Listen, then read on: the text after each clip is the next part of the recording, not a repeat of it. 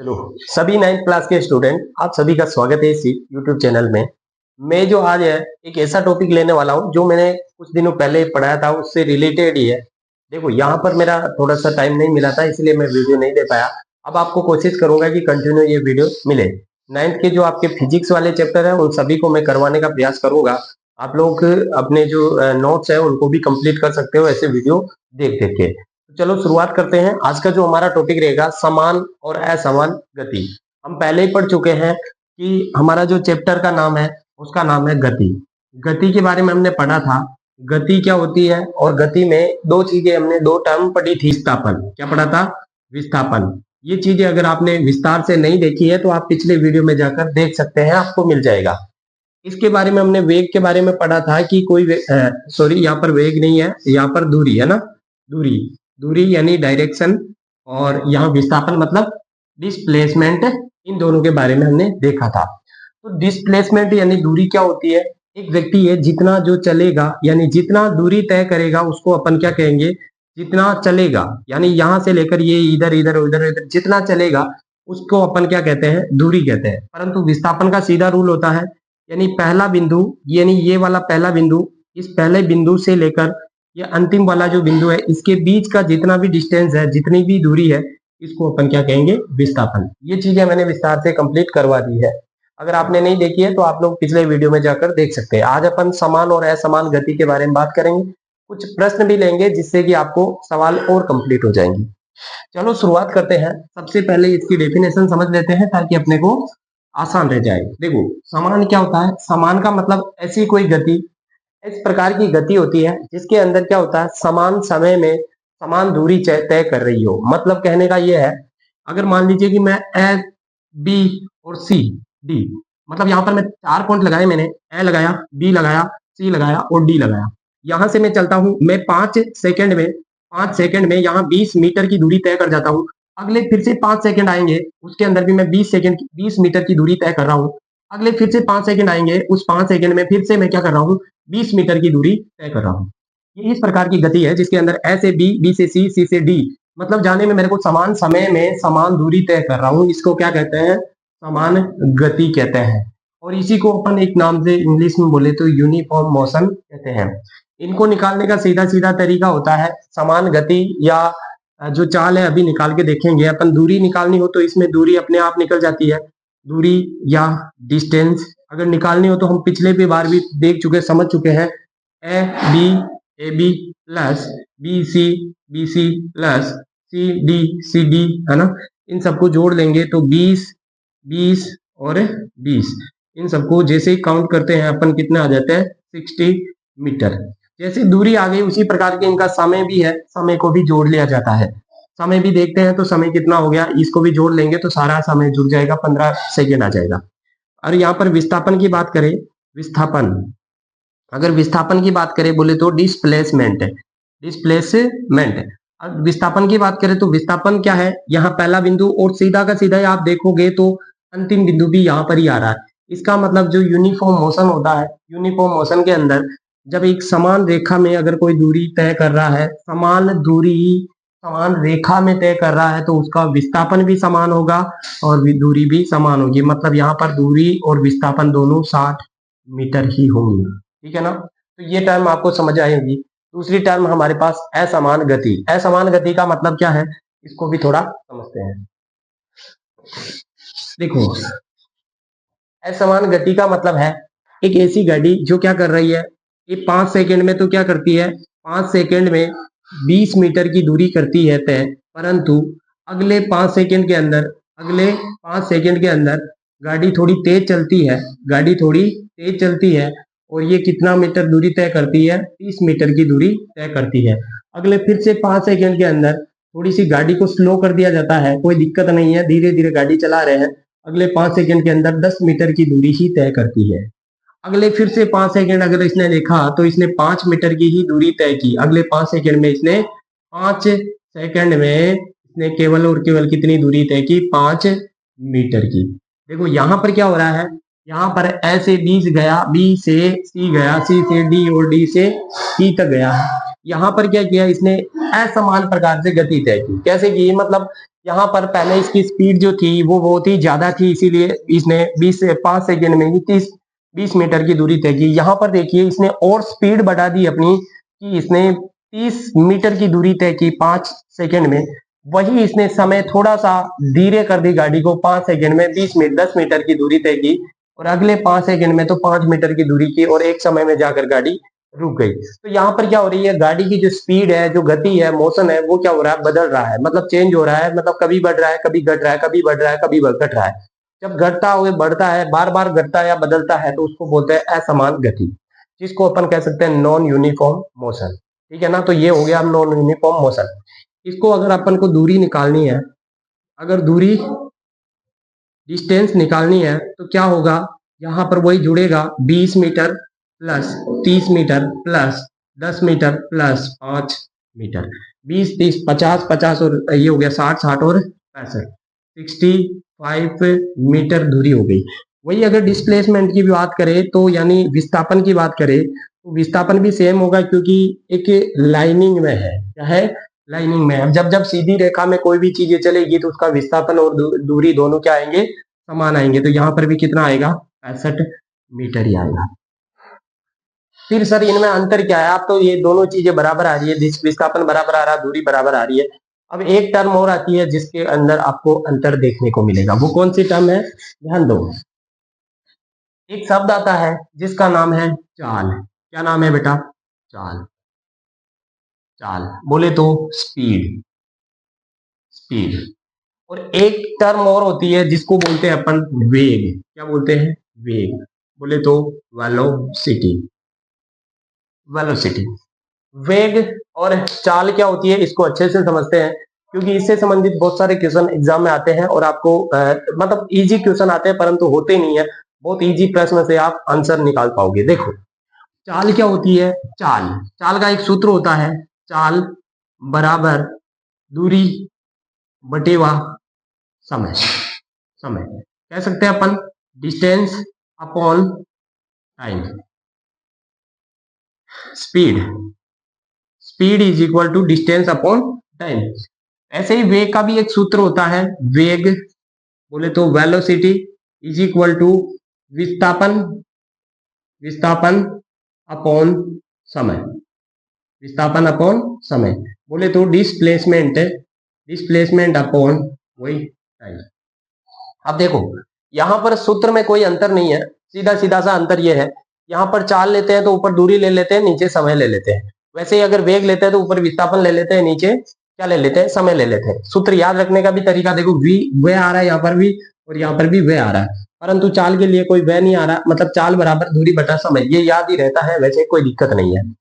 इसकी यूनिट क्या होती है, यूनिट की बात कर लेते हैं। यूनिट क्या होती है, देखो दूरी को अपन मीटर में मापते हैं, और समय को अपन सेकंड में मापते हैं। तो क्या हो गया, मीटर, नीचे से अगर ऊपर जाएगा तो प्रति सेकंड हो जाएगा, है ना, प्रति सेकंड। ऐसे लिखो तो ठीक है, मीटर प्रति सेकंड लिखो तो भी ठीक है, मीटर प्रति सेकंड। इसकी यूनिट भी क्या होती है, इसकी यूनिट भी सेम होती है, क्योंकि विस्थापन को भी अपन मीटर में मापते हैं, और समय को तो सेकंड में मापते हैं, मीटर प्रति सेकंड।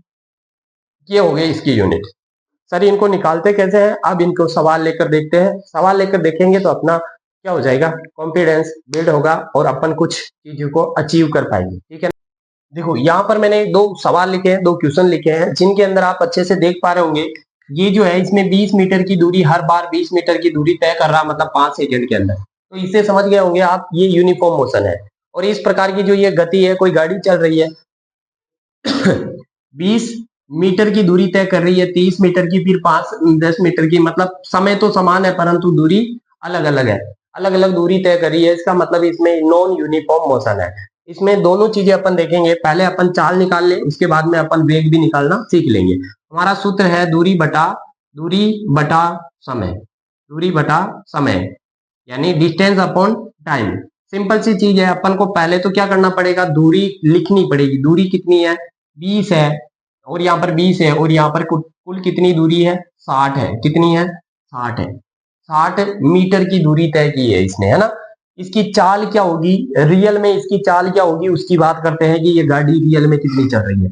5 5 और 5, और इस तरह से अपन जब 5 5 5 सबको जोड़ लेते हैं तो टोटल 15 हो जाती है। और इसको जोड़ के जैसे ही देते हैं अपन भाग तो कितना हो जाता, 15 चौके 60, 15 चौके 60, 4 मीटर प्रति सेकेंड। मतलब मेरा कहने का मतलब है ऑल ओवर यहाँ पर अगर गाड़ी यहाँ से यहाँ तक चली है, ये एक यूनिफॉर्म मोशन है, इसीलिए इसमें क्या हो रहा है, समान प्रकार से गाड़ी चल रही है। कितने तक चल रही है, तो टोटल ये चल रही है कितनी, अपने 4 मीटर पर सेकेंड के हिसाब से चल रही है गाड़ी की। 4 मीटर से प्रति सेकेंड में 4 मीटर की दूरी तय करे, इतना इसका वेग है, बोले तो इसका चाल है। ठीक है ना, समझ आया। अब एक चीज और देखते हैं इसके अंदर, यहाँ पर अगर उस वाले क्वेश्चन को किया जाए तो क्या होता है, देखो उसको भी करके देखते हैं। ये अपना दूरी बटा समय वही रहेगा, speed is equal to distance upon time. यहाँ पर देखिए, यहाँ पर इस बिंदु ए से बी तक देखिए, बी ए से बी तक निकालते हैं। ए से बी तक दूरी कितनी है, 20 अपॉन समय तो 5 सेकेंड का है, तो यहाँ पर कितनी आती है, 4 मीटर प्रति सेकेंड। अब यहाँ पर ये स्पीड जो निकाली हमने ए से बी तक निकाली है।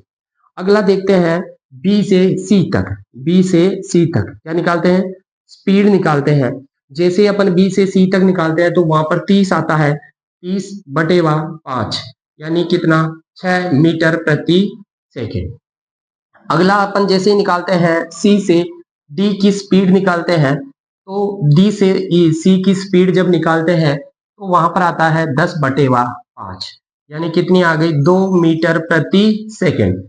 तो यहाँ पर देखिए आपके पास वो भी क्वेश्चन कंप्लीट हो गया जिसमें नॉन यूनिफॉर्म मोशन होता है, जिसके अंदर स्पीड क्या होती है, अलग अलग होती है, हर समय में स्पीड अलग अलग होती है। क्या सर अलग अलग स्पीड होती है तो क्या हम इसको एक जगह नहीं निकाल सकते हैं, बिल्कुल निकाल सकते हैं। इसकी जो स्पीड है अपन एक जगह पर भी निकाल सकते हैं, वो निकालेंगे कैसे, उसको निकाल सकते हैं अपन औसत चाल, औसत चाल। जब अपन इसकी कुल स्पीड निकालते हैं जिसको एवरेज एवरेज स्पीड कह सकते हैं, एवरेज स्पीड, एवरेज स्पीड निकालते हैं, इसका मतलब क्या हुआ सर, इसका मतलब हुआ कुल दूरी बटेवा कुल समय, कुल समय यानी total distance upon total time जब लेंगे तो अपन क्या निकाल सकते हैं, इसकी एवरेज वेलोसिटी निकाल सकते हैं। कि सर हमें तो ये बताइए कि पहले पॉइंट से लेकर अंतिम पॉइंट तक ये लगभग लगभग कितनी चली होगी। तो वो लगभग वाली बात होगी, जब रियल वाली बात होगी कि अगर आप ऐसे चलाओगे ना, इस स्पीड से चलाओगे तो भी उस पॉइंट में पहुंचोगे, आप गाड़ी को हुचड़ के देके चलाओगे तो भी वहीं तक पहुंचोगे। मैं अभी करके बताता हूँ, देखो क्या करते हैं, कुल दूरी का मतलब हो गया, हमारे पास दूरी कितनी थी, 20 30 और 10, टोटल कितनी हो गई 60, कितनी हो गई 60 बटेवा कुल समय 5 5 और 5 बोले तो कितना हो गया 15। जब इसको अपन ने क्या किया, सोल्व किया, दूरी बटा समय, कुल दूरी हो गई कुल समय हो गया। मतलब विस्तार से लिखना चाहो तो तुम अपने हिसाब से लिख देना। देखो कैसे है, यानी 20 प्लस यहाँ पर 30 प्लस 10, नीचे देखो 5 प्लस 5 प्लस 5, अगर टोटल करें तो भी कितना हो रहा है 60/15। जब आप इसको सोल्व करोगे तो 15 चौके 60, 4 मीटर प्रति सेकेंड। अब देखो इसका कहने का मतलब ये है, दो व्यक्ति है, एक व्यक्ति है जो गाड़ी को कभी स्पीड भगा रहा है, फिर और स्पीड कर रहा है, फिर धीरे कर रहा है, परंतु जाना डी तक ही है। एक व्यक्ति है जो गाड़ी को आराम से चला रहा है, पीछे पापा बैठे हुए अभी डराएंगे कि धीरे धीरे चला गाड़ी को, वो 4 मीटर प्रति सेकेंड के हिसाब से चला रहा है, तो भी वो समान समय में 15 सेकेंड में डी तक पहुंच जाएगा। कैसे, इसी को अपन क्या कहते हैं, एवरेज वेलोसिटी या औसत औसत चाल। औसत चाल के हिसाब से अपन क्या कहाँ समझ सकते हैं कि उस गाड़ी के द्वारा टोटल डिस्टेंस को तय करने में लगभग उसकी स्पीड क्या रखनी पड़ेगी कि समान समय में वो समान जगह पर पहुंच जाए। इसके संबंधित बहुत सारे क्वेश्चन आते हैं, सवाल आते हैं। एक सवाल और करके बताता हूँ आपको, उसके बाद में पढ़ेंगे नेक्स्ट टॉपिक। देखो यहाँ पर मैंने एक सवाल और लिया है आपके लिए, इस पे आपको निकालना है क्या, एक तो निकालना है औसत चाल, औसत चाल निकालनी है, और इसी के अंदर आपको निकालना है औसत वेग निकालना है, बोले तो एवरेज वेलोसिटी। जैसे औसत चाल थी वैसे ही क्या था, औसत वेग था, यानी कुल विस्थापन ले लो और कुल समय ले लो, ठीक है ना। उसी प्रकार से इसका सूत्र भी, अब देखो यहाँ पर औसत चाल निकालने के लिए तो अपन क्या कर रहे थे, गाड़ी जितनी चाल चलती है, बोलो 30 चली, 30 जोड़ दिया सर। अब फिर चली यहाँ से 20, 20 जोड़ दिया, ठीक है सर। यहाँ से चली सर 10, कितनी चलती है 10। और फिर यहाँ से गाड़ी क्या कर रही है, देखो यहाँ से घूम कर वापस आ रही है, देखो यहाँ तक वापस आई ना, फिर से वापस आई तो भी इसने 10 मीटर की दूरी तय की। और फिर उसके बाद में ये गाड़ी यहाँ पर आकर रुक जाती है। अब देखो यहाँ पर दूरी टोटल कितनी तय की इसने, जिसको टोटल कर लेते हैं, और समय कितना 5, 5 और 5, वापस आई तो भी 5, मतलब 4 बार 5 लिखे हुए हैं, 5, 5 और 5, फिर और 5। टोटल की बात करें तो 20, 30, 50, 60 और 70, कितना हो गया 70 अपॉन कितना हो गया 20, कितना हो गया 20, 5, 5, 5, 10 और 5 15 और 5 ओके 20। यहाँ पर बात करें तो यहाँ से 0 से 0 कैंसल आउट, और 7/2 बोले तो 3 पॉइंट लगभग 5 मीटर पर सेकेंड के हिसाब से क्या आ रही है, इसकी दूरी आ रही है, एवरेज चाल आ रही है। एवरेज चाल क्या आ रही है, एवरेज स्पीड क्या आ रही है, क्या आ रही है 3.5 मीटर प्रति सेकेंड। अब इसकी बात करें कि सर ये जो है औसत वेग है, ये क्या होगा। देखो यहाँ पर हमने क्या निकाली, इसकी औसत चाल तो निकाली है, परंतु अपने का एक क्वेश्चन और है, अपने को औसत वेग भी निकालना है। क्या निकालना, औसत वेग। औसत वेग का सूत्र होता है कुल विस्थापन बटा कुल समय। कुल विस्थापन का मतलब हो गया टोटल डिस्प्लेसमेंट, यानी जो ये गाड़ी है ये यहां से लेकर, विस्थापन का सूत्र की परिभाषा क्या कहती है, प्रथम प्रारंभिक बिंदु और अंतिम बिंदु के बीच की न्यूनतम दूरी। तो विस्थापन के लिए अपने को दूरी इतनी जाकर इधर नहीं आना है, केवल यहां से लेकर यहां तक ही जाना है। तो यहाँ पर कुल दूरी कितनी हो जाएगी, देखो यहाँ से यहाँ तक चला 30, कितनी हो गई 30, प्लस यहाँ से यहाँ तक चला कितनी 20। विस्थापन तो सर यहीं तक है, आगे अपने को जाने की जरूरत नहीं है। चलो आगे देखते हैं समय। समय तो टोटल रहेगा, टोटल का मतलब कुल रहेगा, कुल का मतलब कितना रहेगा 5 यहाँ, 5 यहाँ, 5 यहाँ और वापस आया 5, फिर भी कितना हो गया 20। यहाँ जितना था उतना ही आएगा, तो कितना हो गया इधर, यहाँ कितना हो गया ऊपर 50 बटे हुआ नीचे कितना 20, 0 से 0 कैंसिल आउट हो गया, यानी 5 में 2 का भाग देंगे तो 2.5 मीटर प्रति सेकेंड। मीटर प्रति सेकेंड। देखो यहाँ पर आपको दिखाई दे रहा होगा कि जो विस्थापन है वो क्या आ रहा है, दूरी से, इसे चाल से क्या आ रहा है, कम आ रहा है ना। तो कम ही आएगा, बराबर आ जाएगा, परंतु इससे ज्यादा नहीं आएगा। क्यों नहीं आएगा, इसको अभी समझते हैं। क्योंकि जो औसत वेग है, औसत वेग है वो धनात्मक हो सकता है, धनात्मक हो सकता है, शून्य हो सकता है, शून्य हो सकता है, और क्या हो सकता है, ऋणात्मक भी हो सकता है, ऋणात्मक भी हो सकता है। यानी पॉजिटिव हो सकता है, पॉजिटिव हो सकता है, शून्य भी हो सकता है, 0 हो सकता है, या नेगेटिव हो सकता है, परंतु ये कभी भी चाल से ज्यादा नहीं होगा। क्यों नहीं होगा, क्योंकि हमने विस्थापन के अंदर भी देखा था, डिस्प्लेसमेंट में भी देखा था हमने कि दूरी कभी भी चाल से कम नहीं होती है। बोले तो विस्थापन कभी भी, दूरी दूरी कभी भी विस्थापन से कम नहीं होती, यानी विस्थापन सदैव क्या होता है, कम होता है। ये हमने पिछले वीडियो में देखा था। अब इसकी बात करें कि सर ये धनात्मक और ऋणात्मक कैसे होगा, तो देखो अगर मान लो एक गाड़ी है, एक गाड़ी है जो अभी धनात्मक, तो मैंने बता दिया कि किस तरह से धनात्मक होगा, जब डिस्प्लेसमेंट कुछ होगा तो यहाँ पर धनात्मक आएगा।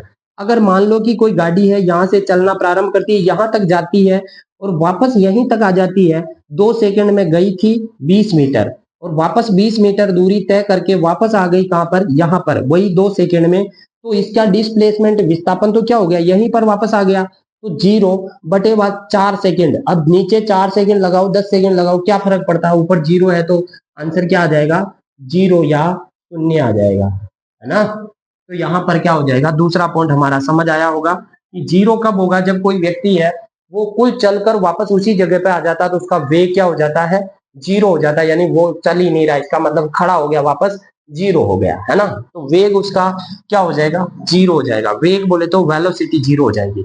अगला पॉइंट देखो, जैसे मान लीजिए आप लोगों ने ग्राफ में देखा होगा, कभी ग्राफ पढ़ा होगा, तो ग्राफ के अंदर ये चीज समझ आएगा नेगेटिव कैसे होता है। मान लीजिए कि इधर आप लेते हो तो इधर आप नेगेटिव माइनस में लेते हो, नीचे भी आप ऋणात्मक लेते हो, ऊपर प्लस और इधर भी प्लस। जैसे मान लीजिए कोई गाड़ी है, यहाँ से चलना प्रारंभ करती है, इस जगह पर जाती है और वापस आकर इस जगह पर आके खड़ी हो जाती है। इसकी मान लेते हैं संख्या, यहाँ पर 2 मानते हैं और यहाँ पर 4 मानते हैं। फिर वापस गाड़ी इस जगह पे आई तो इसकी मतलब -2 हो गई ना। -2 का मतलब है इसका विस्थापन कितना हुआ, इस जगह से लेकर इस जगह तक, इसका जो विस्थापन है, टोटल विस्थापन है, ये विस्थापन कितना हुआ, -2।